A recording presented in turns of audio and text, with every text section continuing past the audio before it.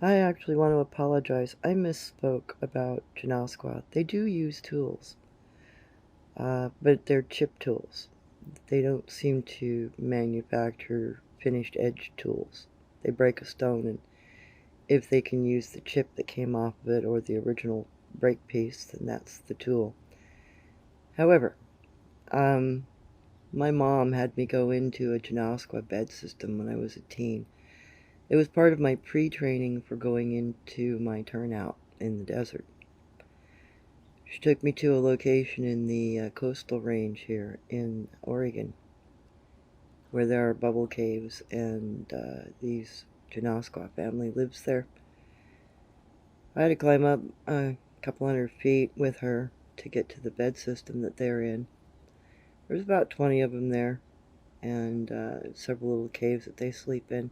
And they're shallow caves. They're not deep caves. They don't go down in the earth. They're like 3-4 feet deep, maybe a few feet long. So the things I noticed while I was in their bed system was they use square rocks for pillows. They also manufacture grass shoes. They make sandals for themselves. They're woven out of round grass, and they're very, very intricate, very fine work. And I noticed in the cave that I was in, there was a little wooden spike owl. Probably the owl was being used to poke the grass through to make it even braids. It was very, very clean work, very beautiful. It looked like a human made it. And while I was examining that piece, the juvenile that lived in that cave came in the other end of it. That startled me a little bit, and I made the mistake of looking at him. My mom was maybe 10 or 15 feet away from me, behind me, when he came into the cave. She was trying to signal me not to look at him. He reacted to me looking at him. So I turned so as to not look at him, and I noticed he just sat down and calmed down and didn't react again.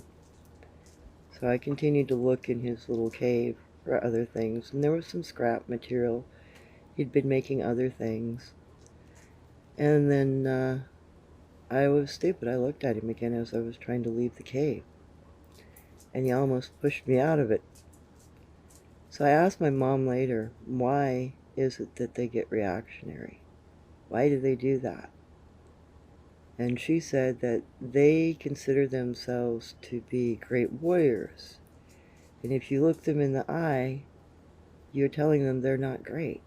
They need to fight you.